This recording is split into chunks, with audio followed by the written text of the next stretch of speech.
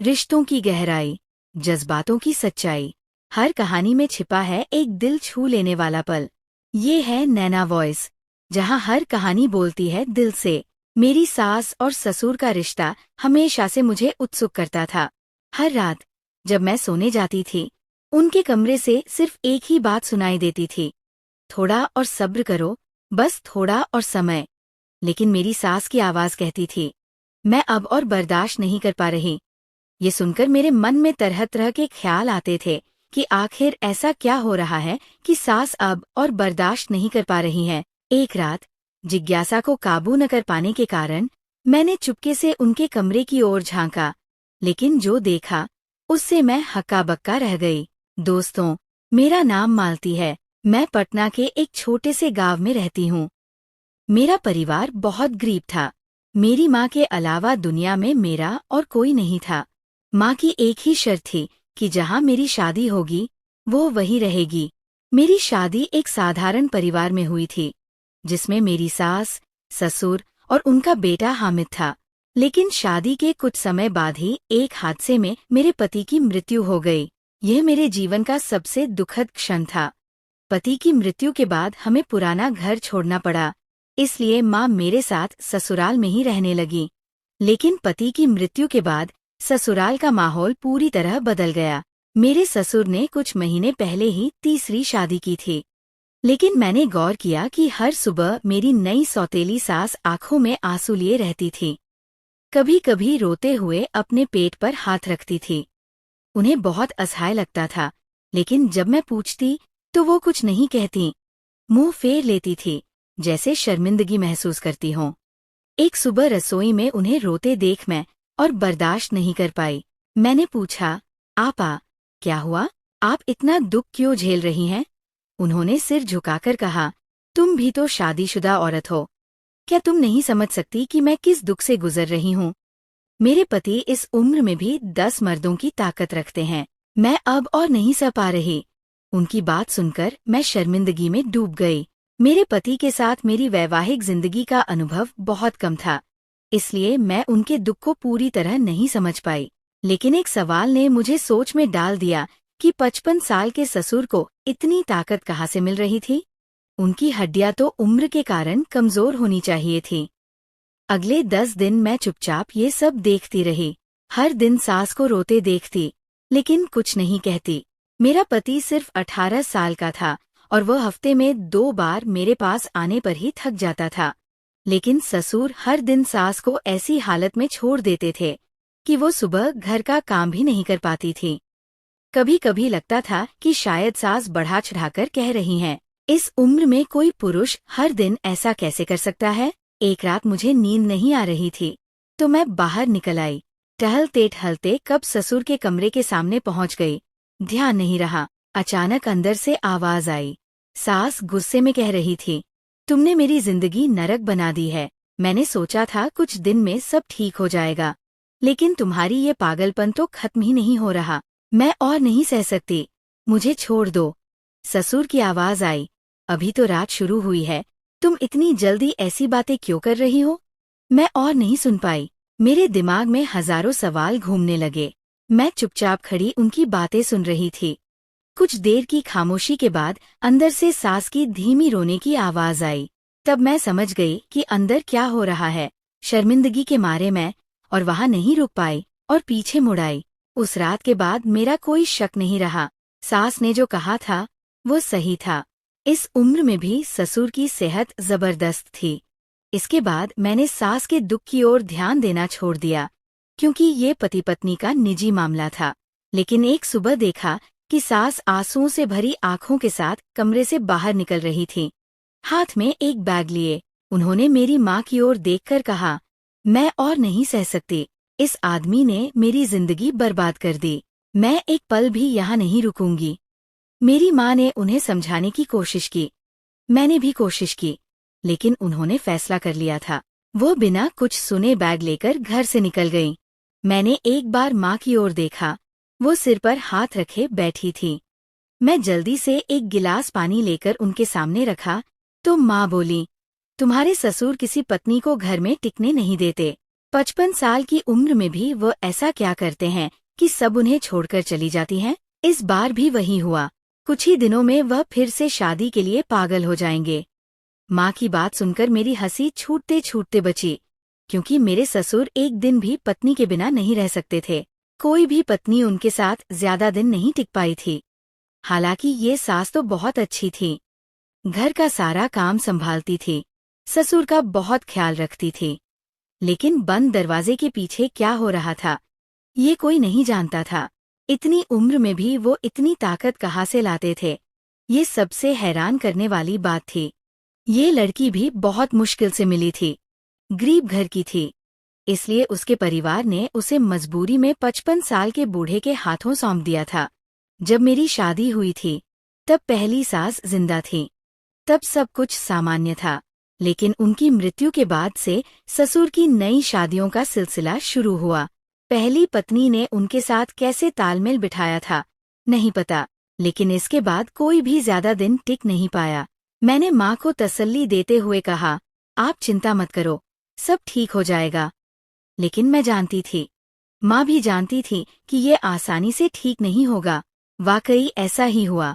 2 दिन भी नहीं बीते कि ससुर ने घर के सारे लोगों को बुलाकर चिल्लाकर कहा, साइमा चली गई तो क्या हुआ, मेरे लिए नई दुल्हन ढूंढो, मैं अकेले नहीं रह सकता। माँ ने ससुर के सिर पर हाथ रखते हुए कहा, अगर तुम अपना स्वभाव नहीं बदलोगे तो मैं तुम्हारे लिए और शादी की व्यवस्था नहीं करूंगी। वैसे भी साइमा अभी तुम्हारी पत्नी है, उसे मनाओ, वापस बुलाओ। ससुर ने हाथ जोड़कर जवाब दिया। वो बहुत नखरे करती थी, जरा सा हाथ लगाओ तो ऐसा ड्रामा करती थी जैसे कुछ बड़ा हो गया हो। इस बार ऐसी औरत चाहिए जो स्थिर हो, मेरे साथ तालमेल बिठा सके, उम्र में मुझसे मझोली और स्वस्थ हो। उनकी बात सुनकर मैं हैरान रह गई। माँ बिना कुछ बोले चुपचाप कमरे में चली गई। मैं शर्मिंदगी में सिर झुकाकर बैठ गई।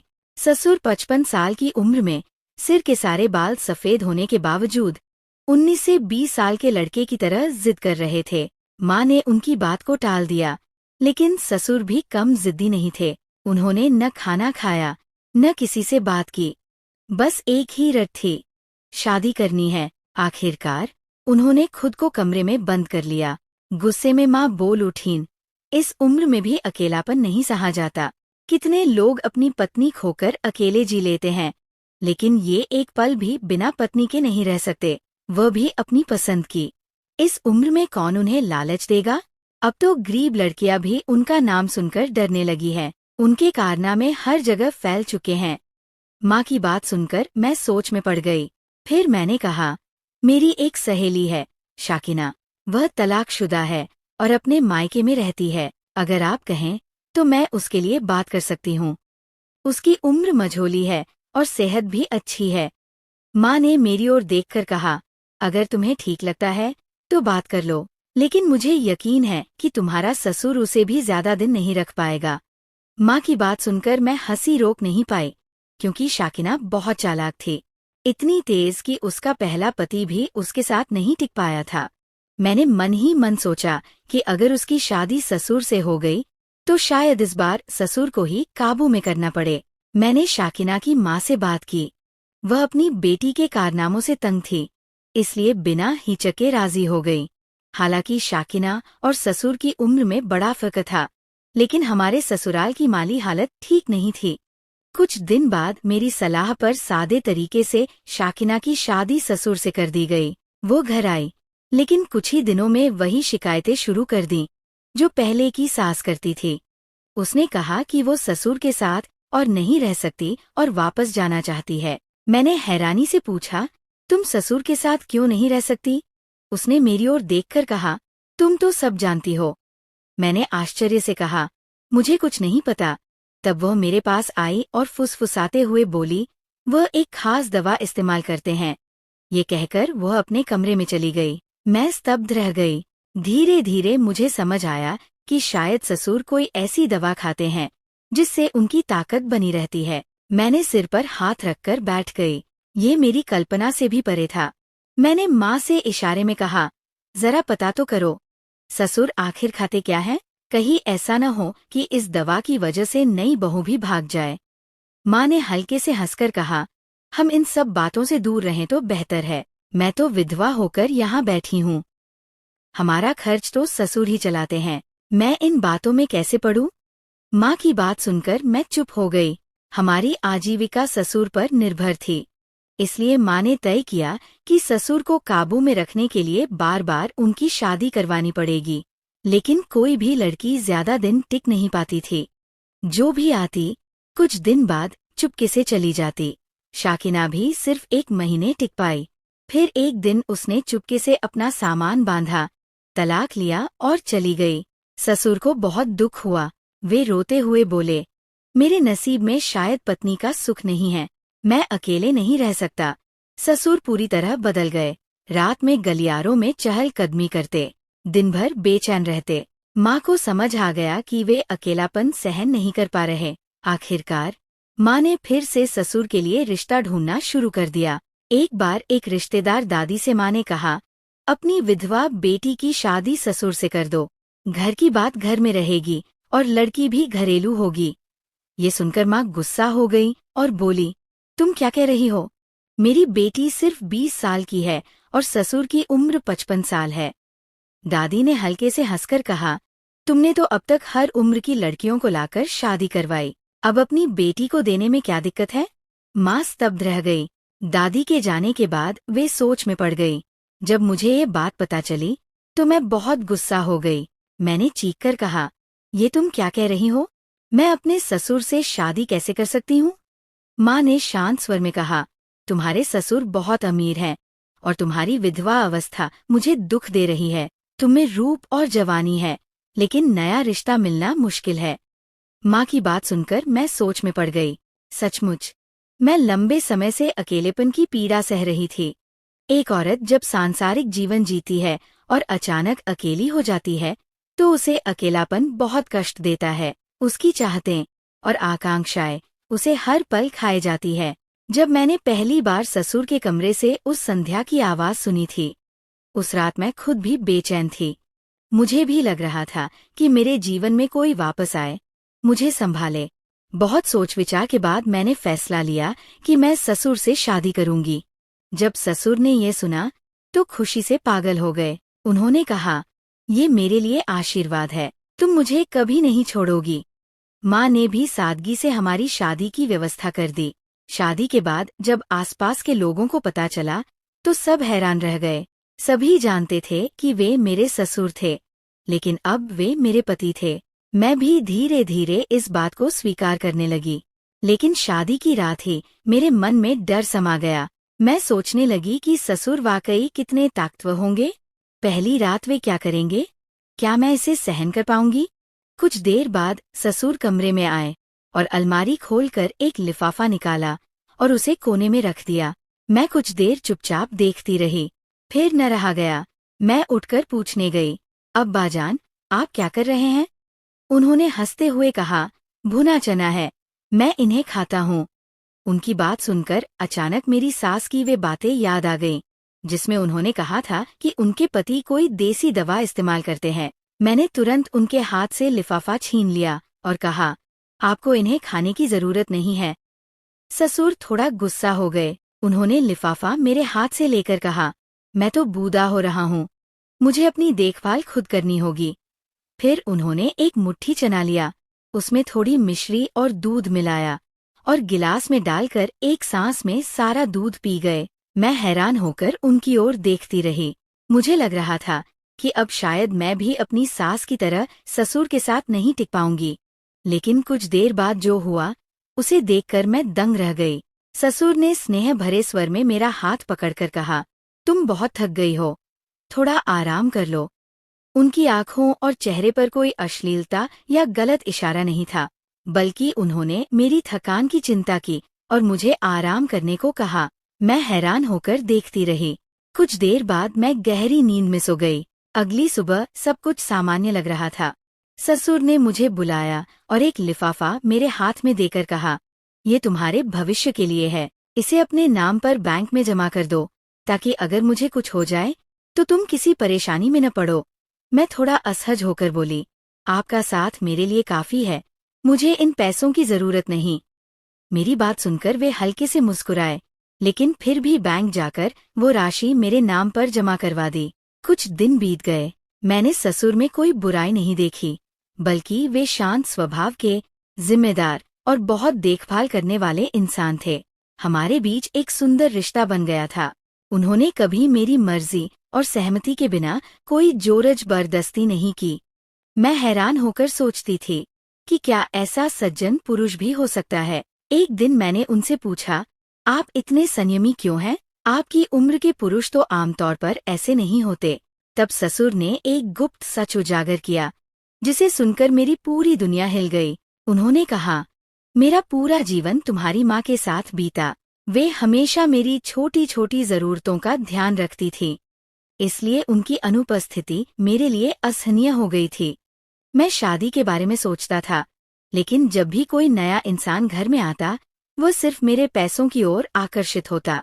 जैसे मैंने तुम्हें भविष्य के लिए पैसे दिए, वैसे ही मैंने अपनी पिछली पत्नियों को भी दिए थे, ताकि वे सुरक्षित महसूस करें। लेकिन आखिर में सभी कुछ दिन बाद मोटी रकम लेकर मुझे छोड़कर चली गईं। कोई भी सच्चा रिश्ता बनाने को तैयार नहीं था। मैं स्तब्ध होकर सुन रही थी। उन्होंने कहा, सबने सोचा कि मैं 55 साल का बूढ़ा हूँ, कुछ दिन बाद चला जाऊंगा, फिर वे आसानी से मेरी संपत्ति भोग सकेंगी। जबकि मैंने पूरी जिंदगी उस साथी की तलाश की जो मुझे सच्चे दिल से चाहे, मेरे पैसों के लिए नहीं। फिर उन्होंने मेरी ओर देखकर कहा, जब तुमने पैसे लेने से मना किया, तब मुझे समझ आया कि तुम मेरे पैसों के लिए यहाँ नहीं आई। तुम मुझे सचमुच सम्मान करती हो, प्यार करती हो। ये उम्र का फासला कोई मायने नहीं रखता, दिल का बंधन ही असली है। मैं पूरी तरह हैरान थी। फिर मैंने उनसे पूछा, आप हर दिन चना और मिश्री क्यों खाते हैं? उन्होंने हंसकर कहा, ये सिर्फ ताकत बढ़ाने के लिए नहीं है, ये आँखों के लिए बहुत फायदेमंद है। उम्र की वजह से मेरी नज़र थोड़ी कमजोर हो रही है। मैं नहीं चाहता कि वो पूरी तरह चली जाए। उनकी बात सुनकर मेरे मन को एक तरह की शांति मिली। सचमुच वे एक असाधारण इंसान थे, लेकिन इस घर के बाकी लोगों ने उनके इस प्यार की कद्र नहीं की। अब मैं समझ पा रही थी कि उनकी पिछली पत्नियां सिर्फ उनके पैसे लूटकर भाग गई थीं। और मेरी माँ, वे भी इस घर में सिर्फ पैसों की वजह से रुकी थी। अगर ससुर के पास पैसे न होते तो क्या माँ यहाँ रहती? मुझे साफ समझ आ गया कि इस दुनिया में पैसे के बिना कुछ भी कीमती नहीं है। लोग पैसों के पीछे भागते हैं, लेकिन रिश्तों की कोई कद्र नहीं करते। लेकिन मैं इस इंसान के प्यार की कीमत समझ पा रही थी। आज मैं अपने 55 साल के पति के साथ सुखी जीवन जी रही हूँ। प्यार के लिए उम्र कोई बाधा नहीं है, अगर दिल सच्चा हो। इस युग में एक अच्छा जीवन साथी मिलना भाग्य की बात है।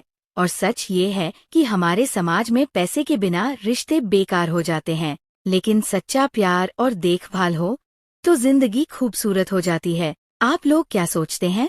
कमेंट में बताएं। वीडियो को लाइक करना न भूलें और हमारे चैनल को सब्सक्राइब करें।